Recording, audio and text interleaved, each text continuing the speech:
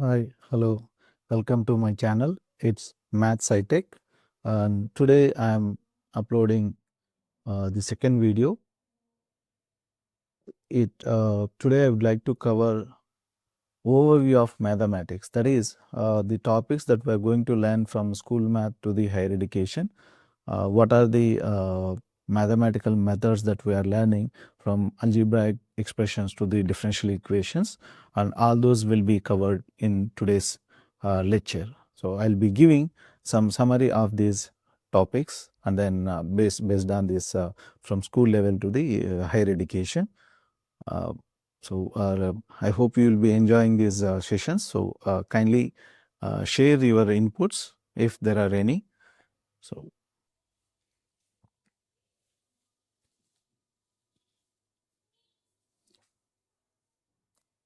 firstly, I would like to start from basic operations. That is, that we are going to learn in our school math, especially. Uh, if you look at that in school, we learn first the operations of addition, addition, subtraction,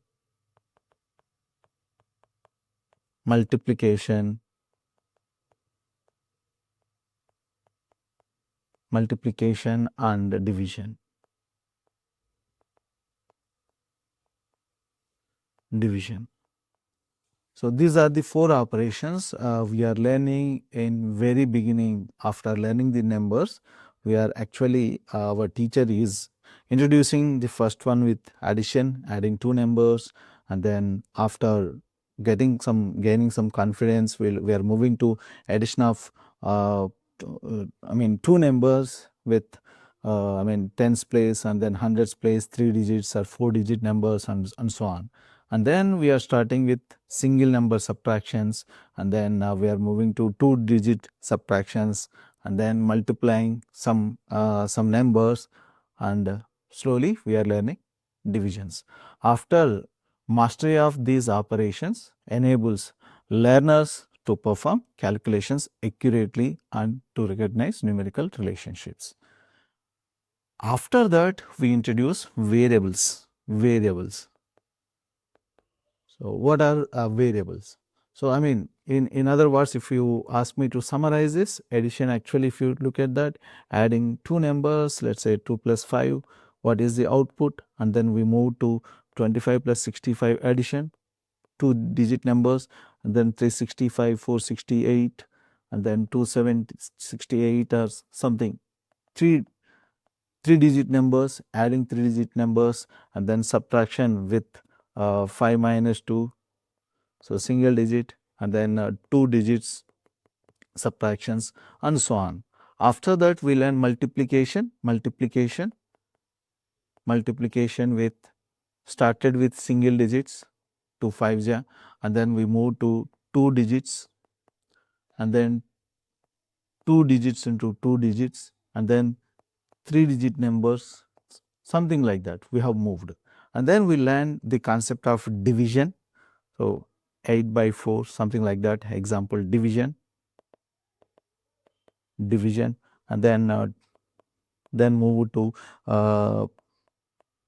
something. It is, of course, divisions we started with like this, and then we move on. So this is what we learn in very primary school up to third standard or fourth standard. And then slowly in the fifth standard, we started with shapes, and then something like this area concepts we discussed. What is a rectangle, what is a square, and then what is a triangle. Slowly they have introduced these concepts. Of course, however, these follows by the formulas, some abstract form, like you say that AB and then A square, if you assume that the sides are of length A, and then area is this, and so on. We have moved, but all these are actually, if you look at that, what is A square or AB, these are abstract forms. That means these are the variables. So therefore, we learned the variables. We understand the variables. Suppose something like there is an expression with x plus 2, when x equal to 4, what is this value? When x equal to 4, obviously 4 plus 2 is equal to 6. And then when x equal to 6, what is this value? Then 6 plus 2 is 8. So therefore, these concepts are evaluating the expressions at a particular value of a variable. That means you are assigning values to the variables and then trying to understand what is the output of that particular expression. And slowly you learn we extended these concepts to the two variable expressions, two variable expressions, two variable expressions, that is x plus y, or, or x square plus y square into x plus y, etc. So one is that you can say, after understanding what is a expression and what is a variable, we are actually playing with these variables. That means when a variable is there, what are the possible operations, or how do you manipulate with that? That is addition, multiplication, division, subtraction. These are the possibilities. That is, whenever two expressions, single variable, two expressions are there, single variable, that is x plus uh, 2 and then x plus 4. There are two expressions. What is the addition? So, x plus 2 plus x plus 4. This is 2x plus 6. We are just adding those expressions, like you can play with this multiplication also. What is the multiplication of these two? That is x into x, x square. There is a plus here that must be carry forwarded to this, and then x into 4 is, or you can write it this as 4x. Again there is a, so this has exhausted, there's a plus sign, and then plus 2 times x plus 2 times 4 is, this is x square plus 4x plus 2x and plus 8. You can collect the likewise terms and then apply the operations, that is x square plus 4x plus 2x is 6x plus 8, and so on. This is how we learn the variables in single variables. Same thing you can also extend. You can see the in multivariable multivariable expressions also. That is, you have expressions like x plus y and then x square plus 2y, and you want to see, you can go for addition, multiplication, and then division. All those operations we can perform. Suppose you want to go for multiplication, you are actually writing x plus y. Yeah, x into x square is x cube, because power 1 is there and then power 2 is there. It is x cube plus x into 2y plus y into x square plus 2 into y is 2y square. And we are simplifying further, x square 2xy plus yx square plus 2y square. See, if you look at this, all these operations involved in expressions, especially we go by addition, multiplication, subtraction, and division, and sometimes we write it splitting the expression, So this is another one. That is, there is an expression something like that. A x cube, I can write it something like x cube plus y cube is there. So we try to expand it. In the form of product form, we are going to write it. We are going to split it. That I can do by x plus y into x square plus y square minus xy. If you try to simplify this, this is exactly giving x cube plus y cube. So this is called the splitting. So these techniques we learn in our school math, and then once you understand these concepts, we move to solving equations with one variable. That is, what is that? Suppose x plus 2 is equal to 0. What is x? Or in other words, you can ask, so by replacing x by a number that can give 0. So which number you can replace I mean, which value of x can give you x plus 2 is equal to 0. It is very simple. X is equal to minus 2, you pick it. Minus 2 plus 2 is equal to 0. Therefore, 0 is equal to 0, left side and right side, both sides it is 0. That means there is a balance. So, we are trying to find a suitable value for x that can balance this equation, equal sign. That is, whatever is on the right hand side, left hand side must be same. So, we have learn the skills to solve these equations again. And then we have something like x plus y is equal to 4. Now you have here, if you look at this, only one equation, but two variables are there. So that means you can fix one of the variable first and find a suitable value of x that satisfies this equation, or fix a value of x and then find the suitable value of y. You have choice here because you will be getting infinitely many solutions. You have only one equation that involves two variables. Therefore, you have a choice. Usually, we learn this solving these equations of this kind. The other one is that these are actually linear equations. Linear, that means the you take any variable power is only 1. Variable power is only 1. Neither of the variables are appearing in the product form. None of the variable is appearing in the form of product with a other variable, that is x into y is not there. So, or y into x, or x square into y, x square, y square, those terms are missing here. All these terms are appearing only once and without products. So, they are connected to the addition or addition or subtraction only. Therefore, you call it linear equations. And then if you move to the nonlinear equations, let's say that we learn how to solve these type of equations when you compare this with ax square plus bx plus c is equal to 0. You have written x is equal to minus b plus or minus square root of b square minus 4ac by 2a. These techniques also we have learned in our school. Further, after learning all these concepts, we have moved to the especially the system of equations. Let's say that we can say that x plus y is equal to 10, 2x plus 3y is equal to 15, and then you are solving for x and y together here. It is x and y you are solving together. Therefore, these are called the system of equations. And then if you are moving further after learning this topic, we are moving to actually matrix form. That is, whenever there are more variables and more equations easy to express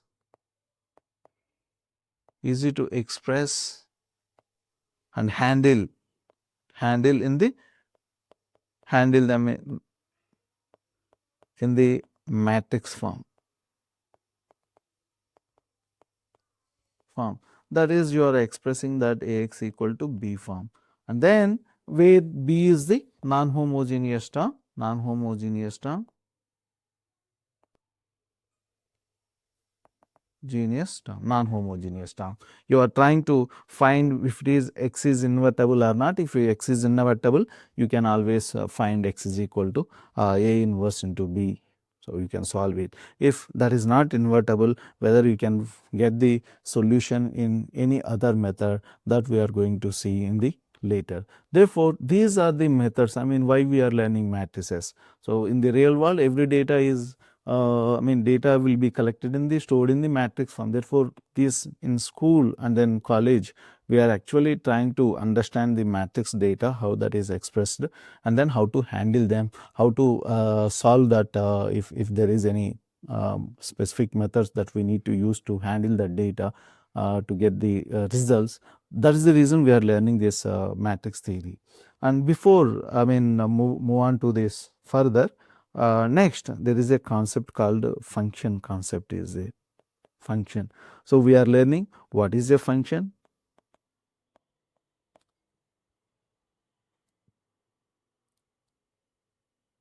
what is a function, and then how do you distinguish between relation and a function, and then what types of functions are available, and how do you represent those functions.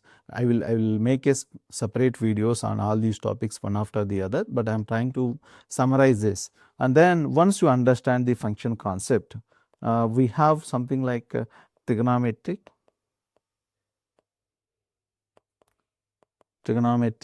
and then logarithmic you have, and then exponential you have.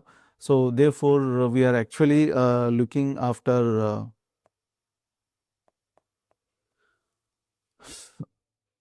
logarithmic you have, and then exponential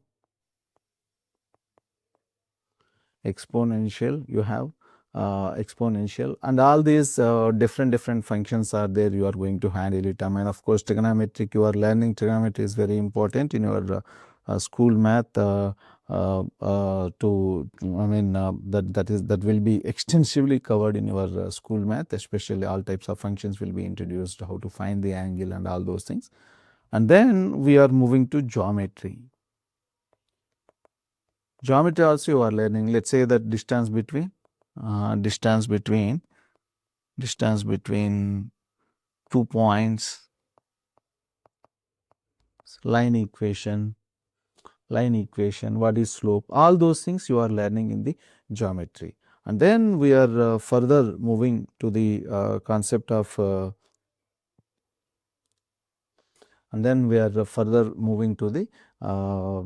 concepts of rates of change. Okay, fine. Before I introduce this term rates of change, I would like to introduce the data. Actually, data is related to statistics. That also we are learning what is mean, mode, and then median of the data. All those things we are learning, standard deviation, and all those things we are learning here. Of course, this much extensively you may not learn, but you see that how the data is, how to find the mean of the data, and then mode of the data. All those things will be learned, and then further we are actually exploring all other ways of handling the data or the samples in the statistics in the higher education. So that is the one thing. And then next one is that rates of changes. Rates of change, that is nothing but derivative. So whenever one variable is there, how that variable is changing, that means you are actually trying to connect it two variables. One is, you call it dependent variable,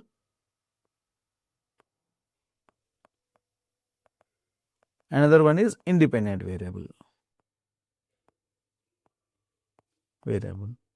I mean, this is easy concept. Actually, the moment when you define a function, we are actually representing y is equal to f of x. That means x is the independent variable,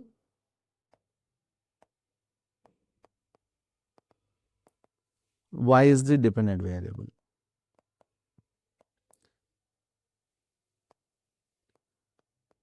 So why it is dependent variable? Unless you know the x, or unless you give the x value, you cannot find y, because y is equal to f of x.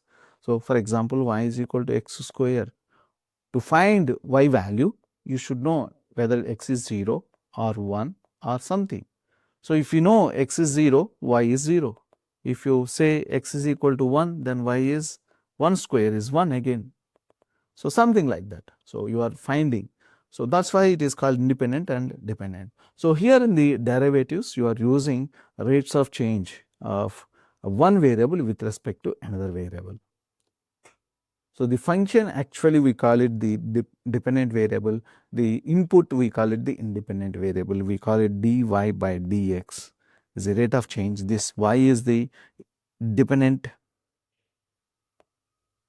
variable, and x is the independent variable.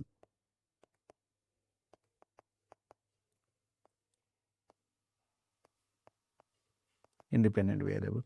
Of course, we are going to play with these derivatives also. We call it differential equations. Again, you are learning the techniques to solve these differential equations in your higher studies. Therefore, in overall, you have many. I mean, if you are going into the deeper topics, you will be getting many directions. Of course, our intention is, my intention is actually to restrict. To summarize what type of mathematics, what mathematics we are learning from school to the higher education, how these are connected. If you would have observed that the math that you are learning from school to the high school level, primary schools to high school level and high school to college level, each time there will be epsilon added in your basket. That means slowly they are adding these concepts again and again, repeatedly. Somebody is there to teach these topics. Therefore, slowly we are grasping the essence of this mathematics, and then slowly we are actually moving to understand the real world problems, how to handle that real world problems with these tools that we learn. Okay, so that's how actually, this mathematics is aligned. Therefore, with this introduction, I would like to stop this video and topics. Let's say that what are the functions, and then types, and then properties, and then graphical representation, and then what are the other possible to explore the functions, and then I will be taking you to the what is continuous function, differentiation, how to apply. All those things will be explained in the future videos.